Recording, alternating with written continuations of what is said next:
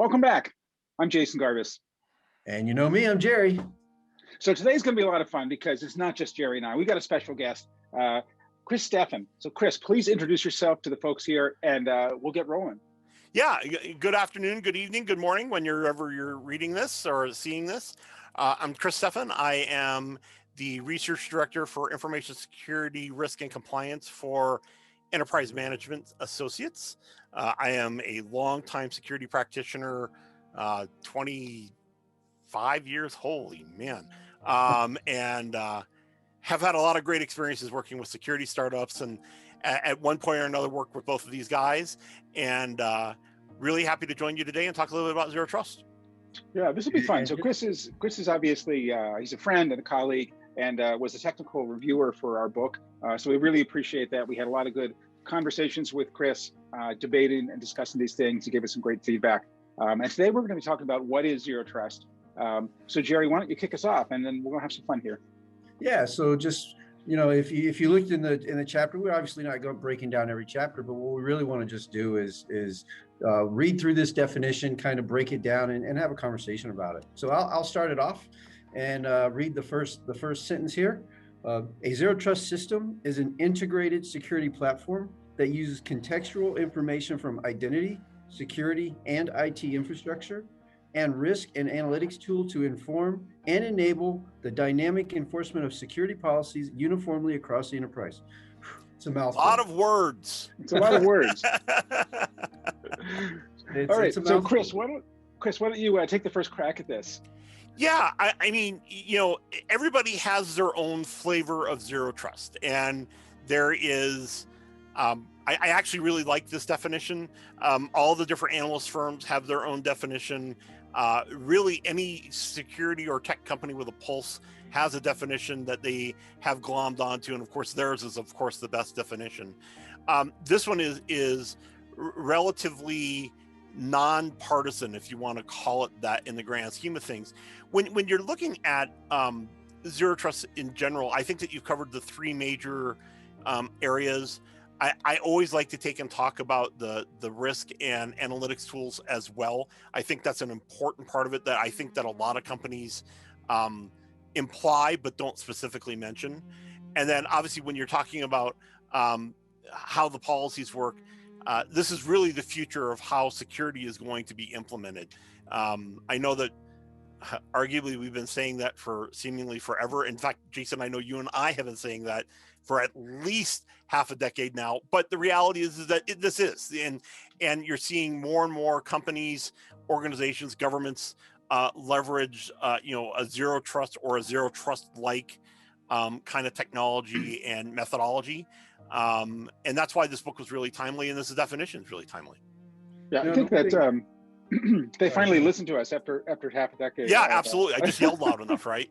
That's right. That's right. Sorry, Jerry, go ahead. No, I was just going to say, you know, Chris, you hit the risk part of that, and the first part of that really is something that I speak a lot about because I'm an identity guy, right? I talk about identity all the time, and really that contextual based identity.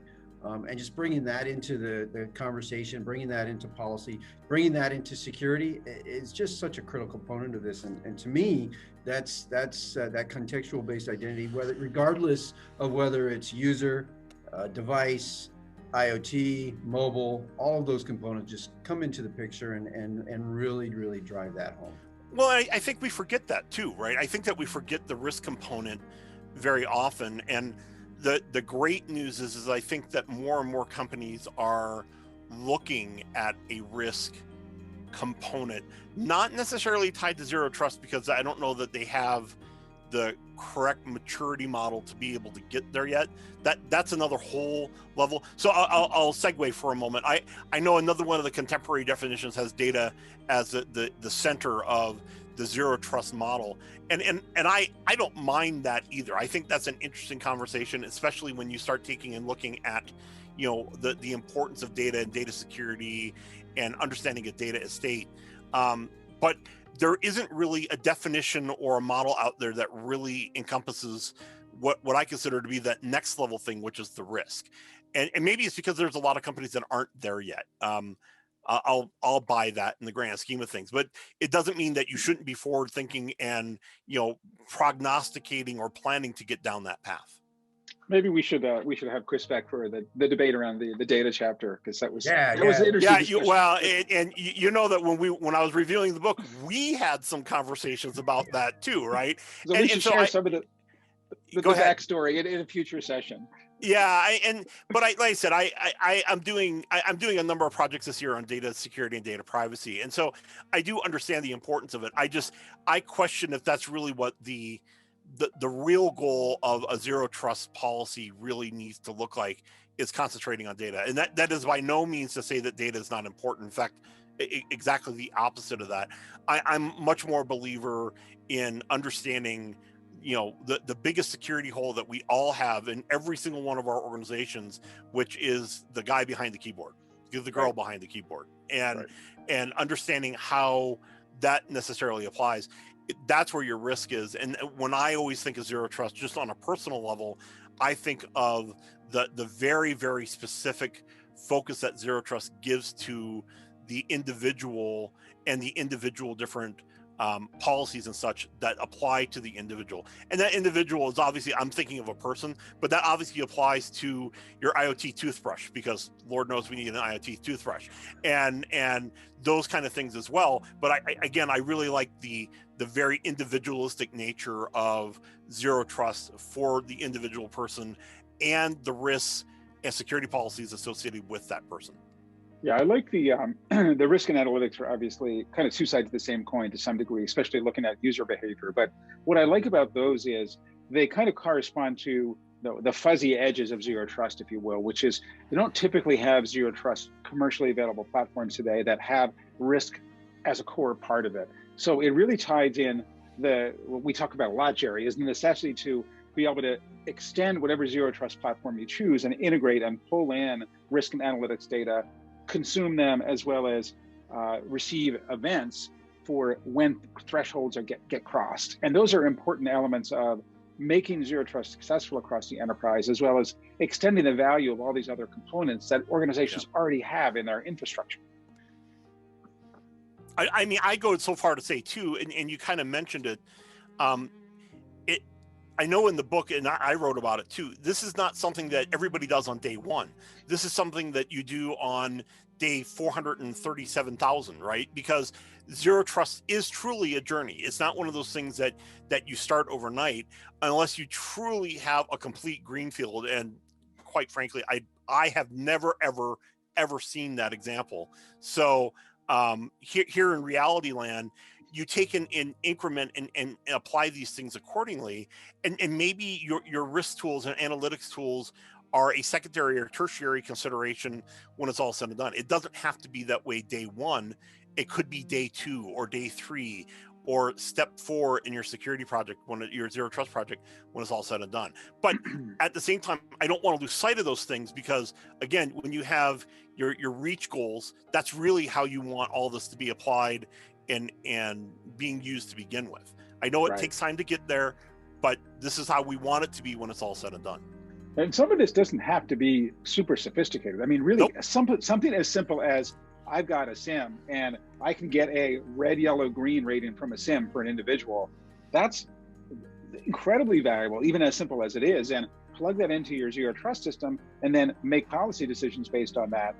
That's not step 17. That can definitely be something that can be done pretty early on in the project. Yeah, absolutely, completely agree. Absolutely. 100%. All right, Jason, you want to read the second one there? Sure. So I got the short one here. Zero trust shifts security from an ineffective perimeter-centric model to a resource and identity-centric model. So I'll kick that one off. So clearly, when we talk about perimeter-centric, we're referring to traditional security architectures with firewalls and VPN concentrators at the entry point, and the legendary soft, chewy center of a network where once you're in, you get widespread access. And really, of course, that's the wrong way to look at it, because those network topologies, number one, they don't work from a security perspective. They don't really exist from an IT perspective anymore anyway, with everyone working from home and huge amounts of distributed resources that people are accessing. So it's much more hub and spoke or I don't even know what what it looks like, a giant mesh or a giant mess. So clearly, what it needs to be oriented around is the identity of the person or the server that is accessing something, and the resource that's being accessed, and then the contextual information that can be applied all around that.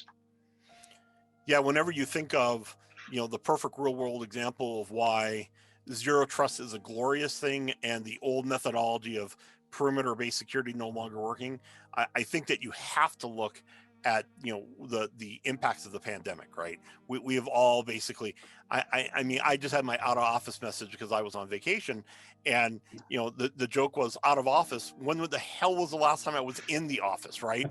And so I know that many of my contemporaries are in the same boat, but the reality of it is that is why zero trust works so well, that you have this solution that is based specifically on the individual. It is not this perimeter centric thing that if you're outside the perimeter, that no holds barred, but if you're inside the perimeter, it's a flat network free for all. That was never a good idea anyway, but sometimes it was the best that we could do.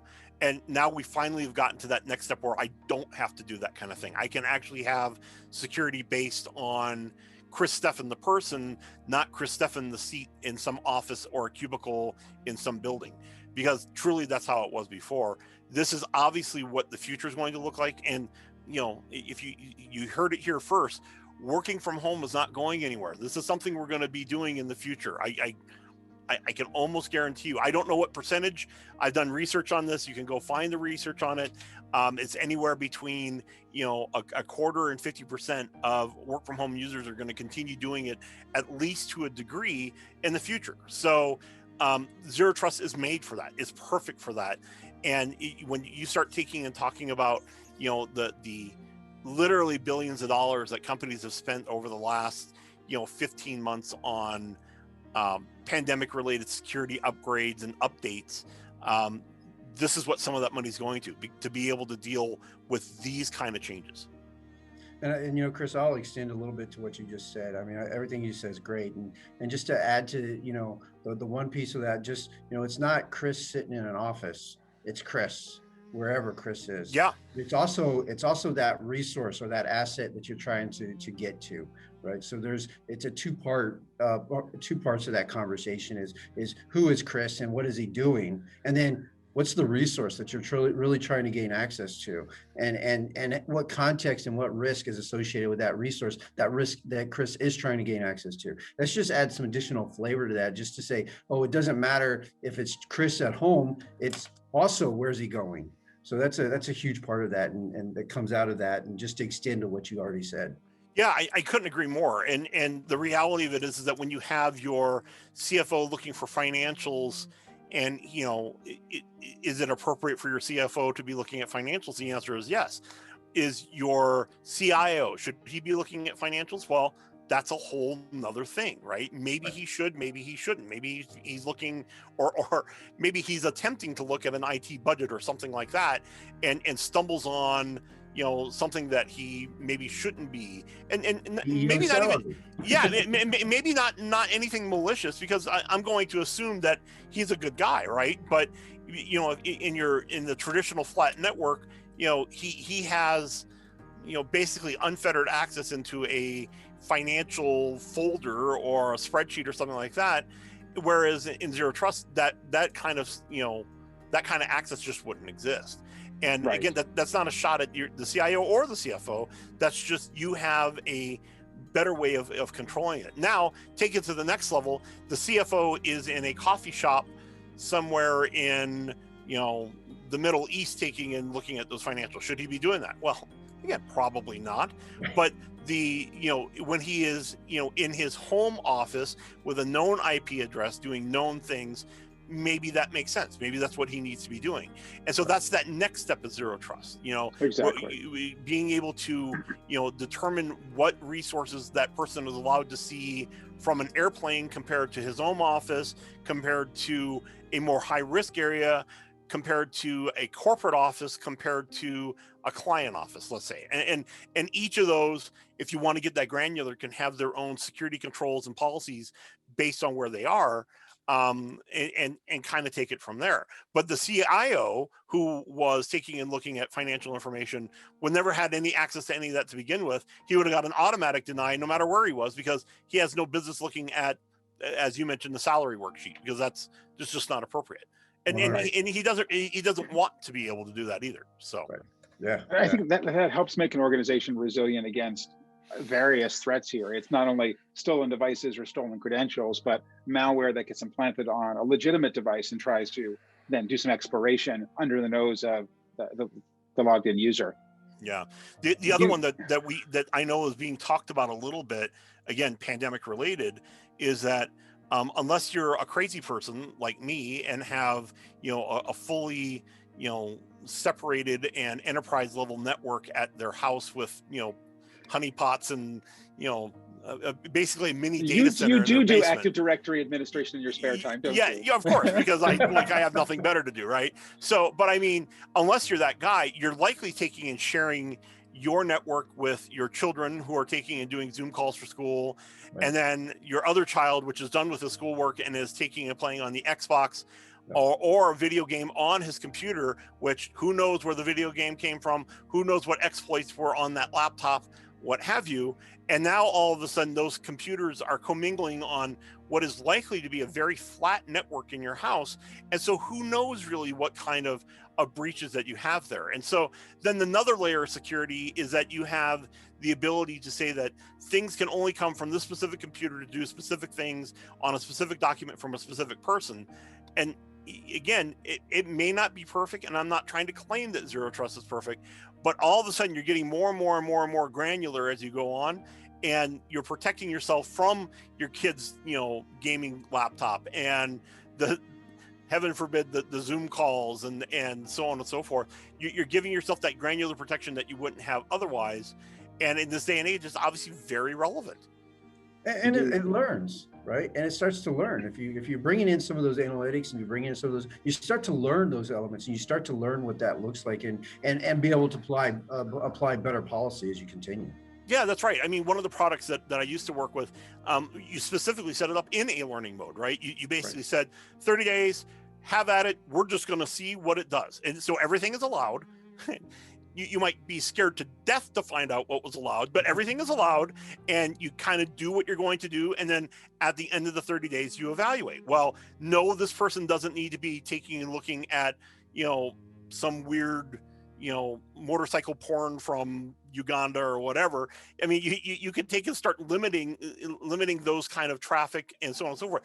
The other thing that is the corollary that comes with that is that it really helps with all your other costs, too, all your traffic management and so on and so forth. And I'm not trying to get into that conversation. There's a million conversations about that, but all of a sudden you find out that maybe you are bandwidth limited, and you don't need to be taking and streaming, Pandora from your work office back to your home to take and do that kind of stuff. And by the way, I know that's happening. I've heard that's happening. There's no question that that's happening. So, I mean, those are the kind of things that you do learn over time. And the technology, the various Zero Trust technologies that are out there, as you kind of mentioned, Jerry, do have a learning mode that allows you to kind of evaluate what's going on, see what's normal, see what's abnormal, and then you can start taking and parsing from there.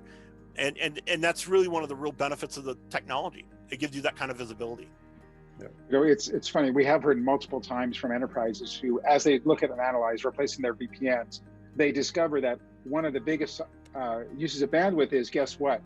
People who live outside the United States VPNing into the United States over the corporate network so they can watch Netflix shows. Of course.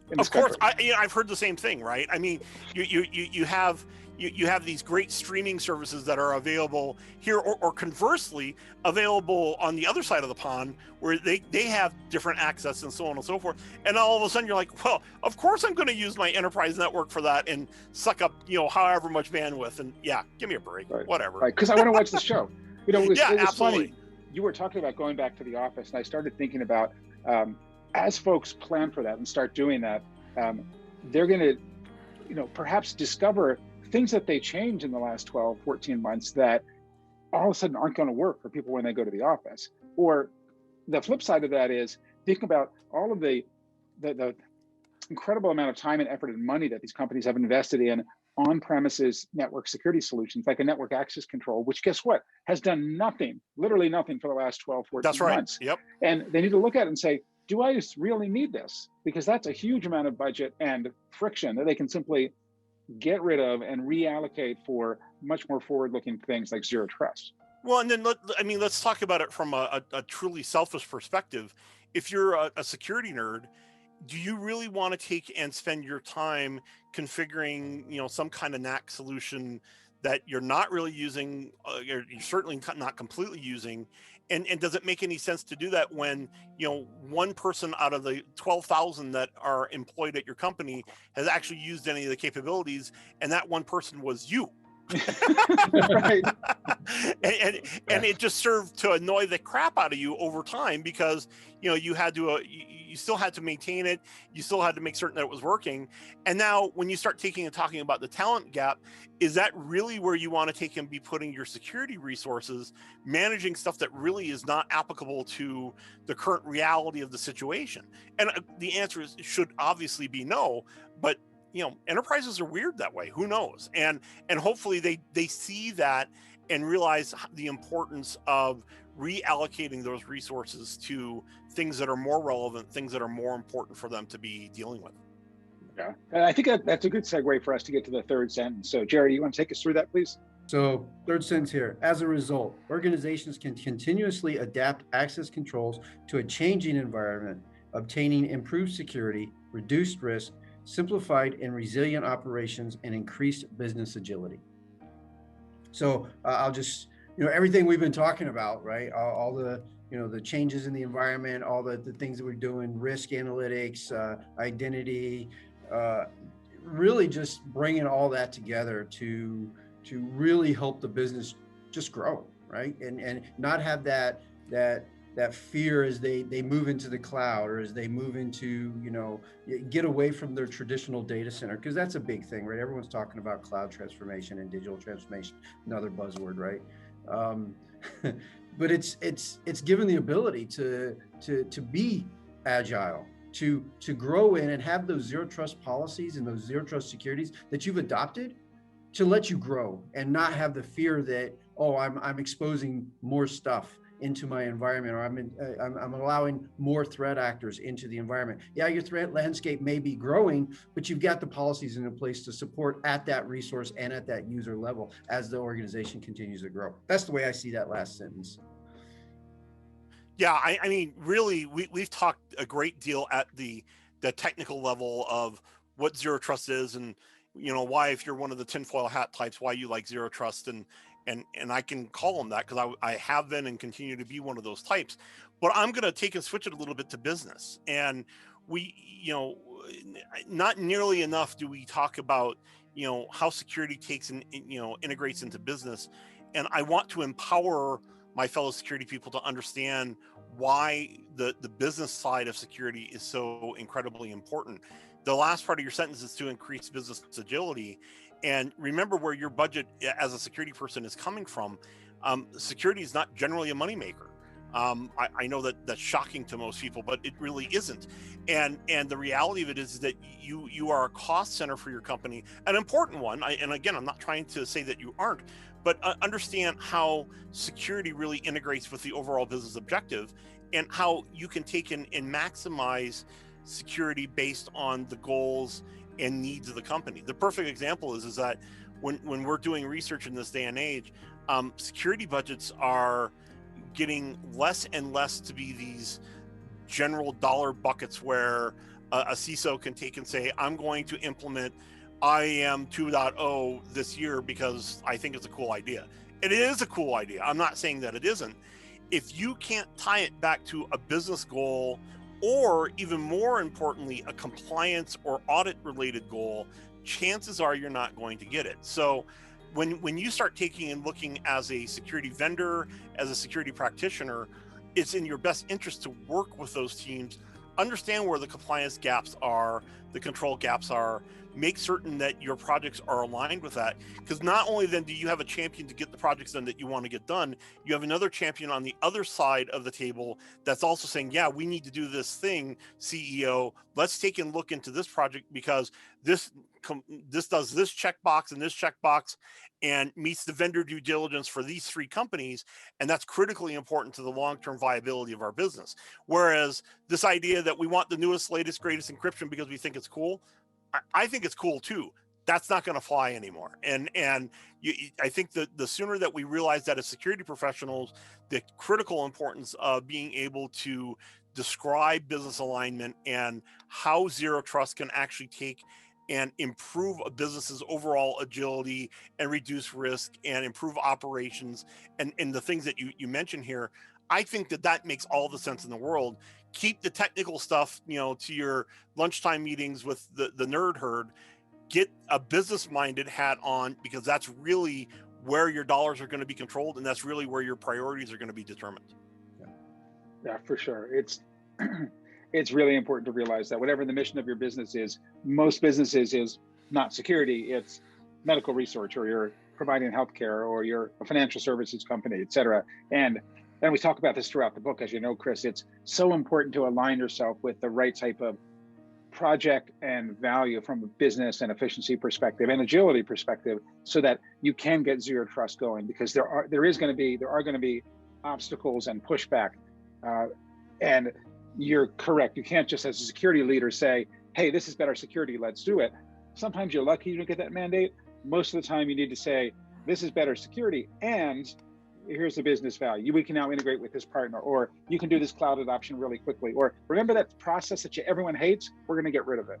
That's right. No, and I even mentioned in the afterword that unfortunately zero trust is political.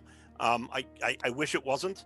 I think that we all wish that it wasn't, but that's just not reality. Reality is that you have to be looking at how your zero trust projects and how your zero trust strategy aligns with the overall business objectives. It isn't zero trust for zero trust sake. There really needs to be an end goal that is aligned with what the business goals are or the business priorities. I know that isn't necessarily something that security people are always that keen on worrying about, but it's 2021 and it's time to wake up and get to be part of the business, because that's really the direction that security is going.